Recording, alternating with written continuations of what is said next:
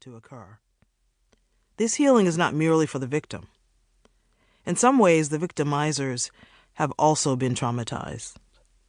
They have been traumatized into believing that their way is the path to greatness, rather than seeking first the kingdom of God. This is a severe social, psychological illusion. Both the victims and the perpetrators are susceptible to the ongoing trauma of white supremacy. Fresh voices and perspectives are desperately needed. The cycle of evidence, denial, and amnesia cannot be broken without an intrusive event. The reality of trauma on a social, psychological level has been missed in this dialogue, and this text by Sheila Wise Rowe is the necessary antidote. With honesty, truth, wisdom, and grace, Sheila Wise Rowe brings a fresh and distinct perspective in our conversation on race, offering heartbreaking and gut-wrenching stories that still manage to instill hope and healing. I've had the personal gift of sitting under Sheila's teaching, and now you also have that opportunity. Please embrace the opportunity to learn from this much-needed perspective. Sheila Wise Rowe's voice is a voice you want and need to hear. Chapter 1. Wounds. They have treated the wound of my people carelessly, saying peace, peace, when there is no peace. Jeremiah chapter 6, verse 14.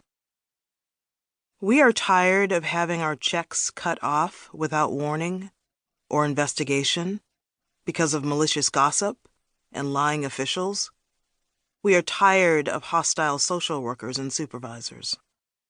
On the afternoon of June 2nd, 1967, the Mothers for Adequate Welfare, a group of poor black and a few white mothers, staged a protest at the offices of the Public Welfare Department on Blue Hill Avenue in Roxbury, Massachusetts.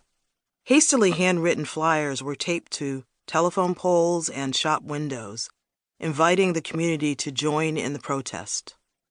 The sit-in was peaceful, even after the mothers, unable to air their grievances, refused to leave. They spent the night in the foyer, huddled together on the grimy linoleum floor. The next day, things quickly took a turn for the worse, after the mothers aired their demands but received no promise of redress. The mothers wrapped a bicycle chain around the handles of the glass double entry doors to prevent the police from entering and the staff from leaving. The police called for reinforcements. A mass of uniformed officers arrived and smashed the glass to reclaim the building. One of the mothers shouted from an open window, "They're beating our black sisters in here." The police dragged the battered but still defiant mothers out of the building, down granite steps covered in blood and shards of glass, and threw them into awaiting police vans. The crowd outside erupted and rushed the police, who in turn indiscriminately clubbed and arrested people. Despite pleas for calm from local church leaders and community activists' words of honor, the unrest spread throughout the community.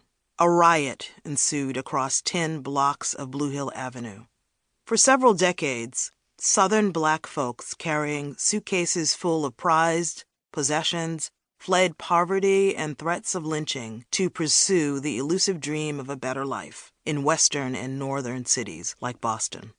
By the early 1960s, turbulence and race riots plagued much of the country, yet bypassed Boston.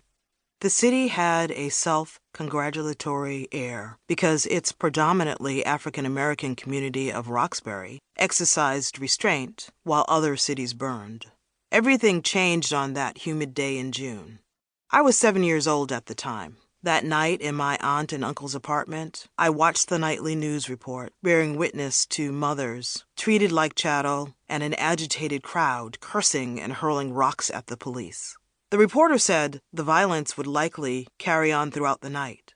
As we watched in stunned silence, suddenly we heard someone pounding on the front door. I hid nearby, but within earshot.